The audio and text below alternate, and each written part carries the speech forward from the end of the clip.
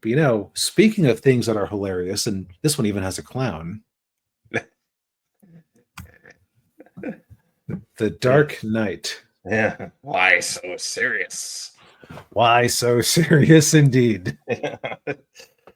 uh, yeah.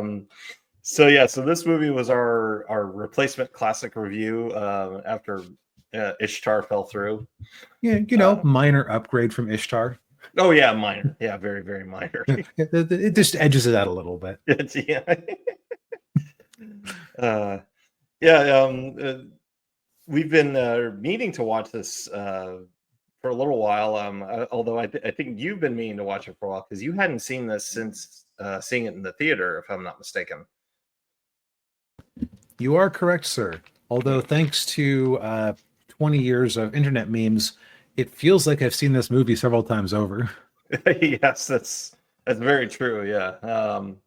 Yes, there have been quite the very meme-tastic film. Yes. Yep. And when I saw it when I was a younger man, but when I saw it when I think I was in college when this came out, Yeah. I didn't really care for it, and I didn't have the language to really say what I didn't like about it besides just saying it was too dark, which is, boy, that's useful criticism. Yeah. um, Coming back on it again, I realize why this isn't really a good fit for me, but it also made me realize, okay, I see why this thing is so iconic now. Because basically it switched from, man, everyone but me is stupid for liking this thing, to, okay, I get it. Yeah. Yeah, I enjoyed the movie, when it first came out.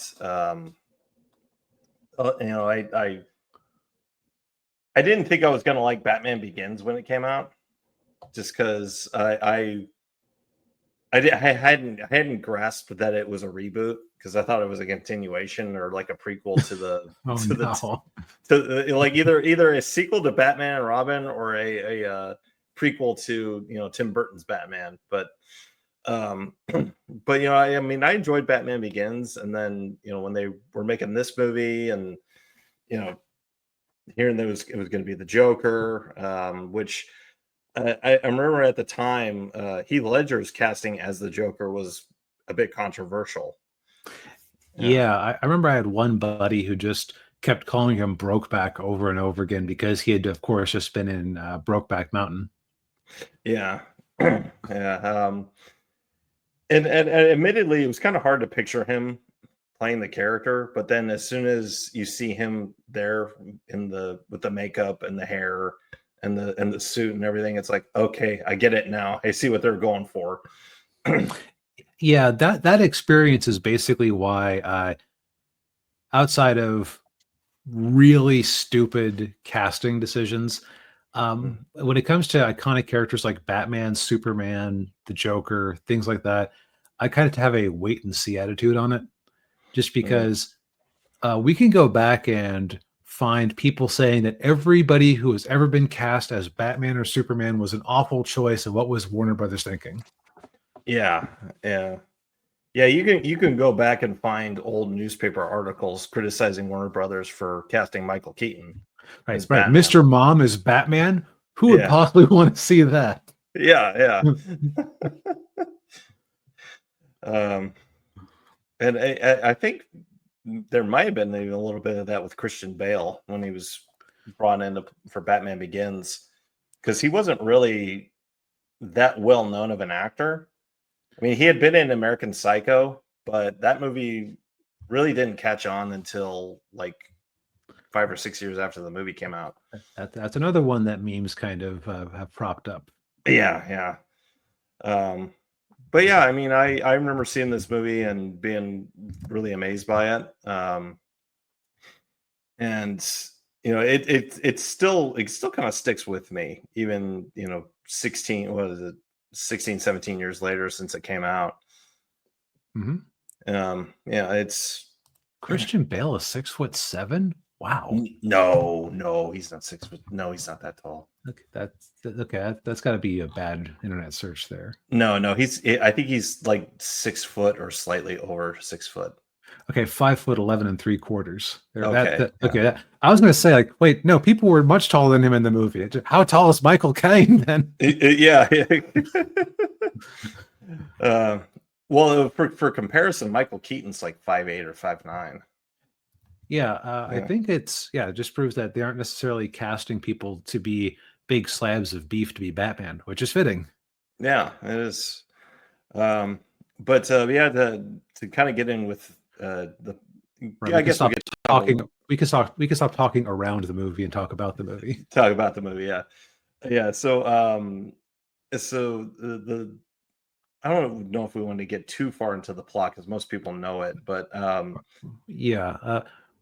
Yeah, basically, it's a classic Joker story where he's trying to basically arose. He has the criminal underworld on the run, and then so Joker kind of shows up to be their anti superhero.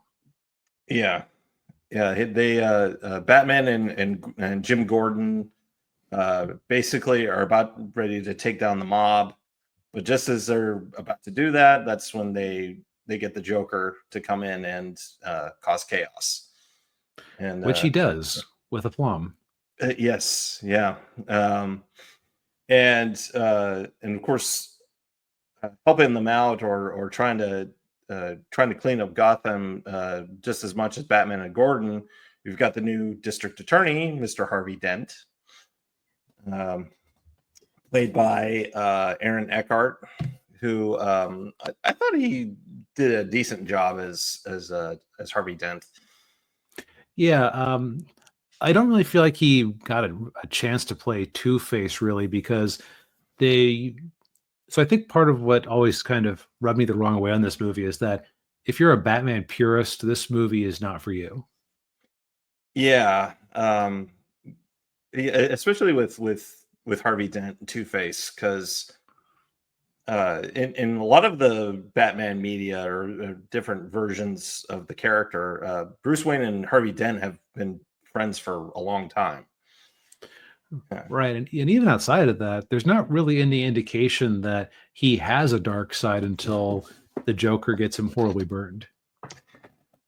Well, I would say the scene when he captured or he kidnaps the one guy, the Mhm. and Oh, threatens him with a gun. A little, that's true. But I guess it's yeah, more like there isn't really like the indication that he has this split in him. Like some versions, it's yeah. like in some versions, it's almost like he has multiple personality disorder before he gets the physical manifestation of his darkness. Right. Yeah. Like in Batman the animated series. Yeah. Right. Exactly. Yeah. Um. Yeah. I thought. Yeah. I thought they could have done more. It would have been. I thought it would have been better if they hadn't killed him off at the end of the movie. Yeah. Yeah. Although Just superhero movies have forever wanted to deal with their villains and not have people asking, "Well, where's so and so?" yeah. Although they kind of had to do that with this movie. Yeah, that is funny how the one villain who they technically or who they totally kept alive they couldn't reuse because of Heath Ledger's untimely passing. Yeah. Because he was supposed to be in The Dark Knight Rises. He had signed on to do 2 movies. Which Yeah. boy, that could have. How would he have even fit in there? I think I remember hearing things like he would have been a judge at like one of Bane's courts, but I also can't see this version of the Joker getting along with anyone that well, even if they were causing chaos. Because this version of the Joker, in my opinion, is a big hypocrite. Like, oh, I never have a Yeah. plan. Lies. Yeah. Yeah, he plans everything. Down to the smallest detail. Yeah. Well, and that's very true of the character in general. Yeah, because he lies all the time. Like when he says, "You know how I got these scars?" Like he tells a different story every single time. Yeah, and yeah, I think that's kind of interesting about this version of the Joker is that, and again, Joker's had a lot of different versions over the years. I usually feel like that what the Joker is doing is coming from an organic place inside of him, Mhm. where and this really struck me watching this movie. It always feels kind of put on. Like it feels like he is playing a persona even in that universe. Like he like you know what I mean? Like it feels like he isn't exactly insane. It feels like he just plays one for effect. Yeah. Yeah, and the other thing too is you never see him in private. That's true. Like he's always putting on a show for somebody, so you don't know if Yeah. like I'll just do an example here. Mark Hamill's Joker feels genuine to his own twisted self. Mhm. Like it's not like he's suddenly going to stop doing his clown voice when he's by himself. Right. Yeah. Or even even Nicholson's Joker was a lot like that too. Right, like he feels like he's legitimately insane and he's just having a grand old time. Mhm. I think it's because the movie very much wants to be taken seriously Yeah. that you kind of lose all the clown prince of crime aspect to it. Yeah. Yeah. He's less gangster and yeah, like less gangster and more terrorist. Yeah, anarchist revolutionary. Yeah. Yeah. And that kind of leads me to I don't think I will ever be able to actually just see Heath Ledger's performance without the knowledge of his untimely death caused in great part by him doing this role. Yeah. He apparently locked himself in a hotel room for like weeks, and he was like journaling everything. Yeah, he had like a journal that he wrote as the Joker, Yeah, he and basically yeah, gave himself a sort of psychosis getting into this awful mindset to play the Joker. yeah, and which led him to having insomnia, hence Mhm. the pills. He couldn't Um, shut it off, and then, yeah, he overdosed, I believe. yeah, yeah. Um, and the other thing too is he ad libbed a lot, from what I hear. Like the scene in the where he's sitting in the jail cell, and then the mayor of Gotham tells Gordon he's the new commissioner. Everybody starts applauding, and he starts applauding like he wasn't supposed to do that. Yeah, so it's like yeah, I think that what you were saying before about you never see him by himself, like, it's like he feels fake to me, but I think they're like he was supposed to feel fake. Like, he is just Uh, acting out for attention. Yeah, Where he's always trying to get under people's skin. Like yeah, the stories he tells about, "You wanna know how I got these scars?" yeah, were always, um, were always designed to appeal to whoever he was talking to at the time and disturb them. like with the gangster. He's like talking about how his dad was a gambler and a drinker, and and he cut his mouth open, and which leads me to believe that that gangster guy probably didn't have a very good relationship with his father. Right. And also, gangster, you can definitely understand, like, a story about somebody who is too deep involved with gambling and drinking and stuff would, definitely hit close to home. Yeah.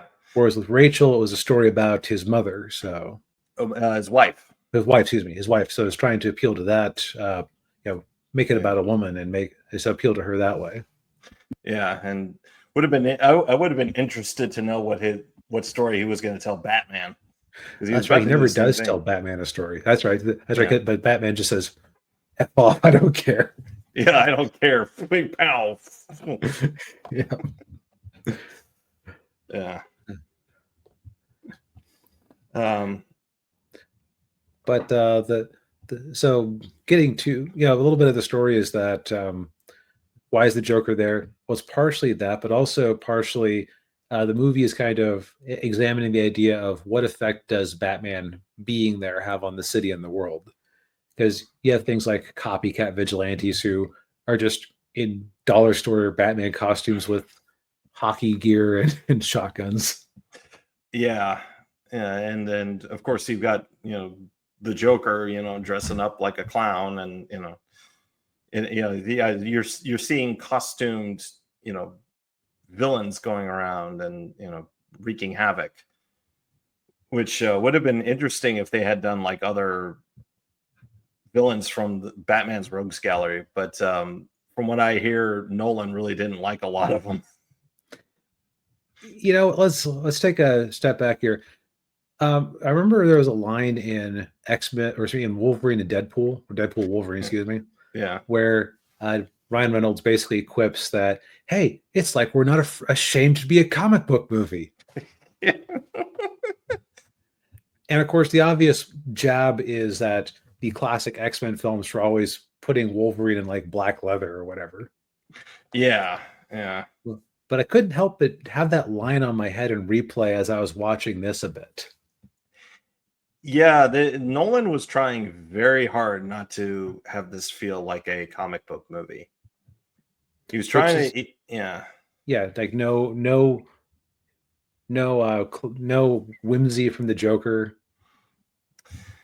yeah, and just yeah, he was trying to do a serious crime drama. He probably would have been more comfortable if he'd been able to have a main character like the accountant.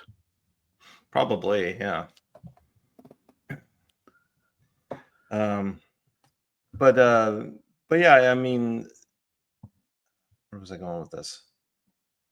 Trying to be very serious, like trying not to be a comic book movie. Right, trying not to be a comic book movie. And you know, I mentioned this in our Heat review that Nolan took a lot of inspiration from that movie for this movie.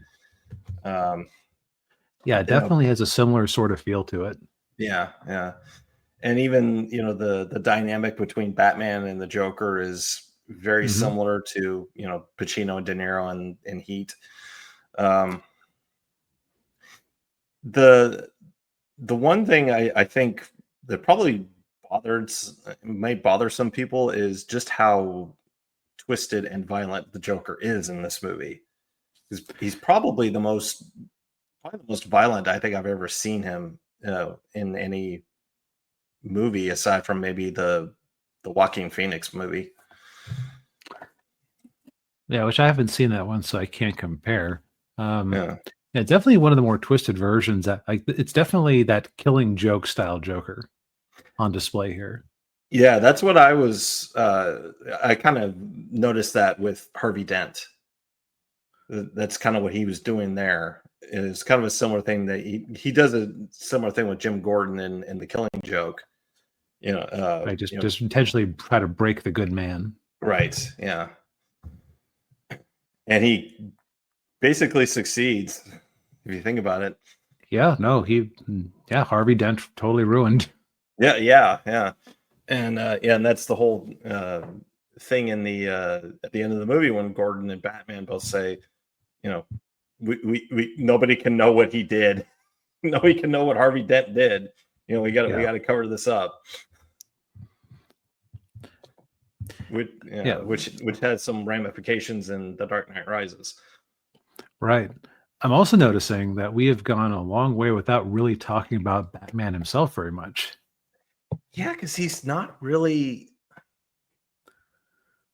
wasn't really much of a factor in the movie if you think about it. Um, He is important for the plot, but not for the story, if that makes sense. yeah, yeah, because well, I mean, Batman Begins was about Batman. Right. I mean that was basically his movie. Whereas for this one, and they were ramping this up for months in advance, apparently, a lot of the marketing for this focused on the Joker. I mean, yeah, Yeah, there wasn't, I doubt there was a Liam Neeson cover for, or movie poster made for Batman Begins, because who would care about yeah, Ra's al Ghul? right, yeah. No, you're right. Yeah, and they actually had to pull that back after Heath Ledger passed away. Um, but yeah, but Batman, I mean, you know, he's been, Bruce Wayne's been Batman for a year, and then he's obviously got some of the battle scars to show for it. And I think the big thing with him in this movie is he doesn't necessarily want to be Batman forever. And then when he meets Harvey Dent and sees what he's doing, he's like, oh, okay, well, Harvey Dent's basically doing what I can't do as Batman. So, I can I can actually hang up the cape and cowl and maybe be with Rachel, even though Rachel's with Harvey Dent. Yeah. Yeah. Then things don't go well. Right. Yeah. I'll say that that Bale, and I've this is not an original thought. It's one I've had for a while. He is a much better Bruce Wayne than he is a Batman. Yeah, I tend to agree with that. Um, his the gruff voice can be a little grating. A little. Okay, so in my opinion, it makes it impossible to take him seriously in any scene. Like, and also the costume they gave him for this one, in my opinion, is not the best. Like, it's kind of hard to, how to put this. It really struck me on a scene where one of the rooftop scenes with Commissioner Gordon. Yeah.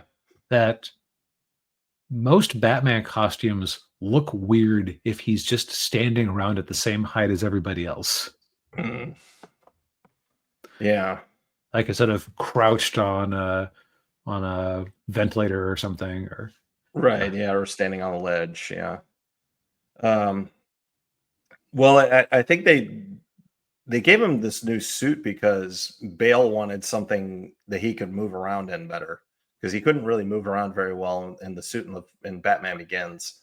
Mhm. That like the scene when he goes to Lucius Fox, who's played by Morgan Freeman. He's like, I need a new suit, and Morgan, he's like, oh, you want to be able to turn your head. That was yeah.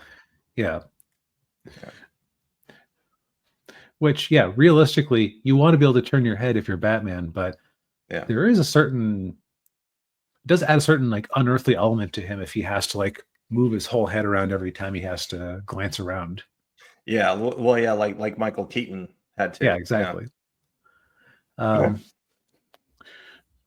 yeah, so I didn't really like any of his Batman scenes, weirdly enough, but I can appreciate his Bruce Wayne scenes. Yeah. The other thing that struck me as I was watching this is so many of these scenes and bits of dialogue have gone on to be like I quote this movie a couple of times a week on average. Yeah. Even though I have never been a fan of it. And that's because the memes help keep the lines alive. But the reason the memes work is that the dialogue is not very natural dialogue at all. Yeah. But like I've heard multiple people say like the characters sound like they are analyzing the movie that they are in. Yeah.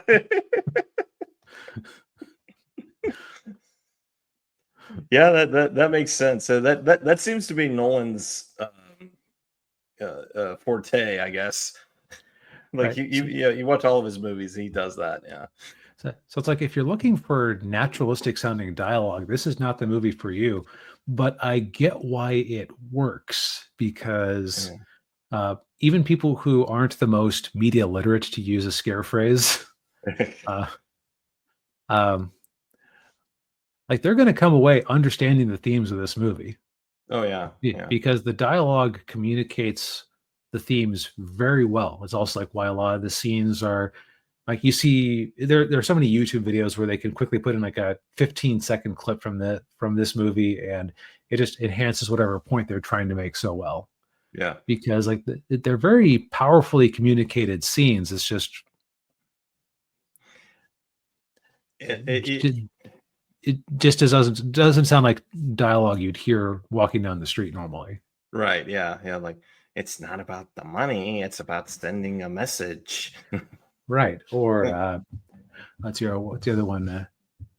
Some men just want to watch the world burn. Yeah. Yeah. You die a hero or live long enough to see yourself become the villain. Exactly. Like like all the themes are just this movie doesn't really do subtext. It does text and super text. Yes.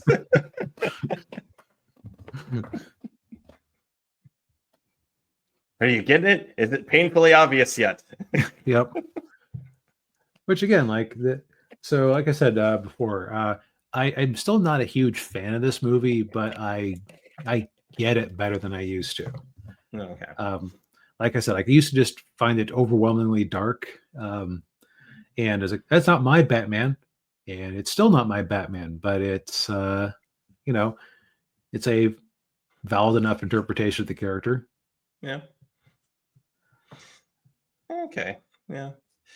Yeah. I still put. I mean, I put this movie up in the upper echelons of comic book superhero movies. Maybe at the top. Um, I'm trying to think of movies for me that.